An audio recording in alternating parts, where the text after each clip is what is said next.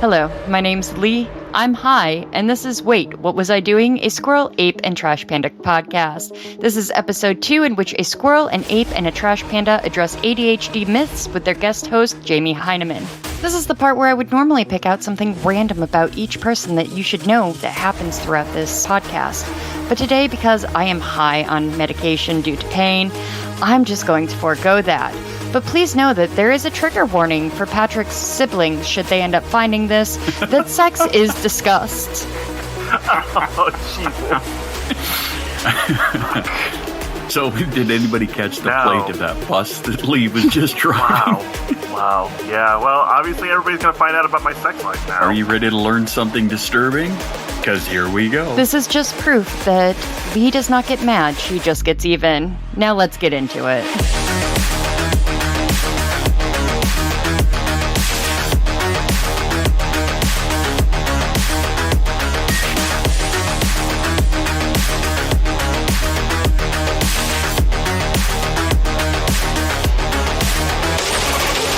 Okay, I am now 100% ready. Are we sure? Because I've heard this story before. I turned off my push to talk. Good idea. So today we're covering myths. And when it comes to ADHD, there are a lot of them. Kind of like the amount of hair on Patrick's face. Or the amount of life coaches Spaz has taken down. Yes. This is true. I was trying to think of a way to incorporate Spaz in there, but have you seen his head? Wait, was that a hair joke? Anyway, we're bringing back the hat. The hat worked well when we answered questions about ourselves. Lovely hat it is. Yes. Yes, your One hat. of my viewers sent it to me. Very nice. And here we have a bunch of myths about ADHD. And we're going to pick one at random and discuss it first on the docket. How very legal. If I can open the bitch. ADHD isn't a real medical disorder. Well, according to peer-reviewed science journals, busted. Okay, moving on. I'll say this. I've said this in one of my videos before, but ADHD was the first disorder ever found to show a actual lack of norepinephrine in the brain. It was the first one they ever found that showed that. So I think it's been proven scientifically that it's a fucking real disorder. If Spaz just grabbed what I think he grabbed, I was about to ask. I grabbed my Mythbuster hat. I was about to ask, hey Spaz, ADHD is a real medical disorder, correct? Confirmed. Fantastic. Thank you, Jamie. All right. I love when we have celebrity guests on the show. It's always Right? so much fun. Right. So, yeah, ADHD is in fact an actual medical disorder, but what we don't know about it, and the reason why a lot of people are up in arms over the idea of ADHD being a disorder, is that it lacks biological validity. So, basically, in like simple English, what that means is we don't know why the fuck it's there, or how it's there, or exactly how it works. We just know it's there. Well, that depends on who you ask, because if you ask Dr. What's-His-Fuck, Iman, or whatever, you can scan your brain and you can find out whether you have one of the 7 subtypes of ADHD. Oh, sorry about that. I had to But the other part of that is that there is no cure for ADHD. No. either. So what did we learn here today? That it's ADHD is real? ADHD exists, so stop fucking invalidating it, assholes. I'm not talking to everybody, just the people who feel the need to try to tell me that ADHD isn't real or that my struggles aren't legitimate because I'm an adult. Right. Otherwise, you'll be getting a visit from the 3 of us, and those rarely go over well. Nope. There's a reason we all have backup accounts. Yes. Anyways. Okay. Are we ready for the next one? Here we go. I just elbowed my microphone. I saw. And the viewers heard. So, the next myth is that a child who can focus on something that interests them for hours cannot have ADHD. No. False. I mean, that's pretty much what hyperfocus is. Mm-hmm. In fact, I know we've said this before. I have notes that go out to these two because it's my job to keep us on track and I do a horrible job of it. But that aside, I do give them notes on the topics that we're going to be talking about and stuff like that. In fact, the very first thing I said after this was, hyperfixation is a thing. Right? True story. And I wouldn't say that you do your job poorly. I say that you do your job just perfect for us. I have yet to accurately figure out how long it's going to take to do anything on this podcast. But you have the best intro voice of the three of us. It's true. And also, I think the two of us are a contributing factor to the length of each segment, because if we could stay on a topic, one, we would be cured, and two, it'd be a fucking miracle. Right. Yeah. You had to bring my voice into this shit, Patrick? I absolutely did. I had to bring it up earlier today, too. It's a requirement. Goddamn asshole, you know how much I hate listening to my own voice. This is also part of the reason why I have yet to listen to the episode that just released today, because I have to mentally prepare myself to listen to my voice for an hour.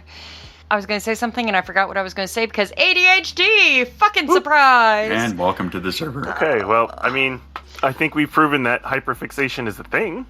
Hyperfixation is, a thing. Yeah. Thank you for that. Yeah. Confirmed. So, where I was going with this was that ADHD is more accurately described as a dysregulation of our attention. It's not that we cannot pay attention to something. It's that we have a problem regulating where our focus goes. Yeah. So if you have playing video games or doing dishes, my focus is going to go towards the thing that's going to bring me the most joy. Mm-hmm. Video games, because dishes to me are tedious and I cannot regulate the way that I pay attention so that I can do the thing. That's why we're dopamine hunters. Mm-hmm. We need a theme song for that. We kind of do.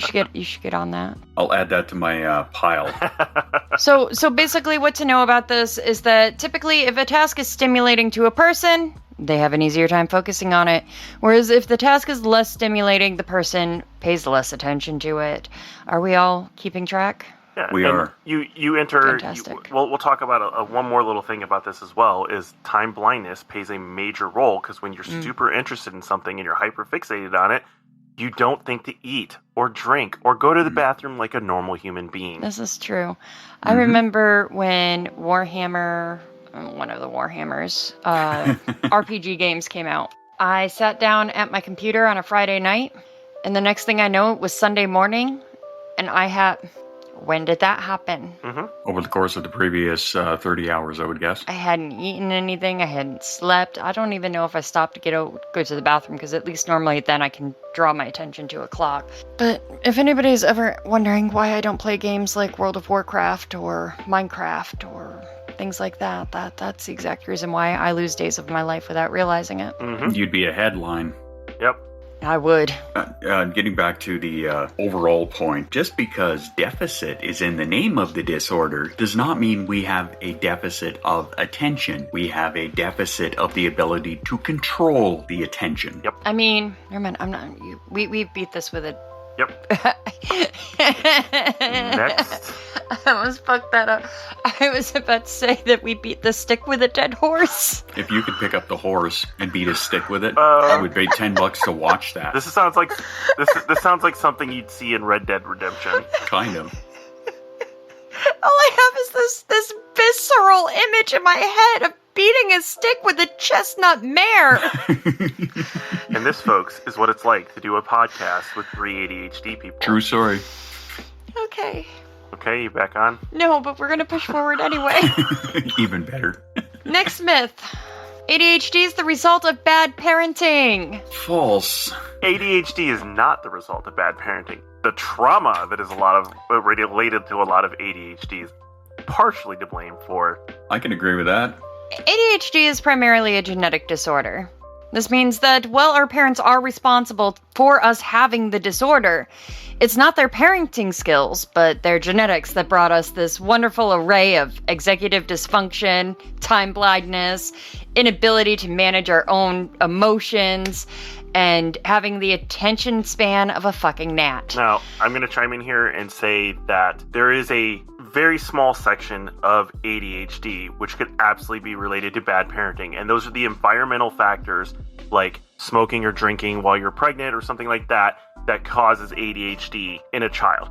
That is bad parenting, but those are incredibly small portion of the people who actually have ADHD. Yeah, according to the best science that we have available, most signs point towards it being a genetic neurodevelopmental disorder. Now, flying in the face of this particular myth, saying that bad parenting is what causes ADHD, it's actually been proven that things like strict parenting can exacerbate symptoms of ADHD. Not that strict parenting causes ADHD. ADHD already has to be present, or a predisposition for the disorder has to be present for ADHD to occur. Yeah. Absolutely. So, no, for the most part, almost all the way, bad parenting does not cause ADHD. That myth is busted. Thank you, There we Jamie. go. You're welcome. You're the best. I just literally now have this. Apparently, I am currently medicated because I'm in a lot of pain, so I'm a little loopy at the moment.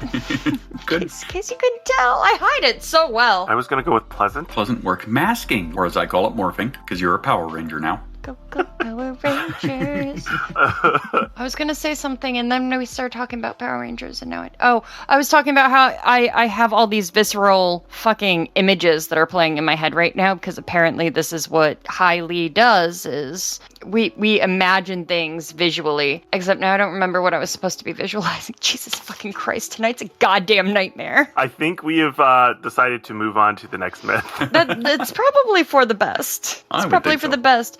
The next myth. Those that take medications for ADHD are more likely to abuse their medications. False, and I just had a video about that, actually. Well, you're the medically. I'd like to hear your take on that. Medically. Well, You're the one who has a medical background, I should say. right. I do have a medical background. It's not as an MD though, I've taken pharmacology courses, so that's the extent of my medical background as it will pertain to this particular topic. Basically, we have this thing called paradoxical reactions that happen with medications. One common class of medication that we see this is in pain medication. If you are prescribed, say, Percocet, because you are in copious amounts of pain, and you use it as it's directed, you don't get that high loopy feeling. You might be a little out of it, but you're not going to get high off of the pain medication because your body's actually using it. That is the actual reaction and what it's supposed to be like. But a person who takes it, who doesn't have any pain, will have a paradoxical reaction where it's going to make them fucking high as a goddamn kite. It's very similar when we talk about medications used for ADHD and stimulant medications in particular, because they're the ones that definitely get the bad rap. In a person with ADHD, if you take something like Adderall, like I do, no shame in my Adderall game, what's going to happen is you'll see a quieting of the mind, an ability to focus that you don't normally have. At least in most people, this is not cases for everybody who takes this medication, but in most cases, people who are prescribed Adderall will slow down and they'll be able to function more, quote, normally, end quote. But if a person who doesn't have ADHD takes that medication, they're going to be bouncing off the fucking walls as if they were a 5-year-old that you just fucking let loose in a candy factory. Looking at you, Willy Wonka. And this is why Adderall has got such a bad rap, and I can provide a bit of first-hand experience viewing from doing many, many years as a nightclub and a rave DJ. The amount of times that people would pop out Adderalls or other kind of fashionable drugs and whatnot, and watching them like they had springs on their shoes, it was ridiculous. Like, these are the people who give stimulant medications such a bad rap. These fuckers are the reason why I can only have 1 month's worth of medication at a time, and I have to fucking sign for it, and it is tracked federally. Goddamn assholes. And so I've also discussed this in my videos recently as well, of saying that most of the people who are addicted to Adderall are people who abuse it, who don't take it properly, or do not need it and take it, or anything like that. If you take your medication, like Lee said, the way you were supposed to, it is not considered a risk for addiction. In fact, it's actually been proven to be the opposite. So there was a longitudinal study that was done. This is a study that takes a look over a period of time where we had wondered or speculated that there was a possibility that children who were prescribed medications like Ritalin or Adderall were more likely to fall into patterns of substance abuse later on. So they did this study over a series of years, and they actually found that the children who were on the medications had no increased risks for any form of substance abuse, and that included their medications as well. And part of that may very well be, I'm not saying that it is, this was not necessarily in the study, but this is a nice segue into my next point, was we have to remember to take the fucking stuff in the first fucking place. Yep. Right.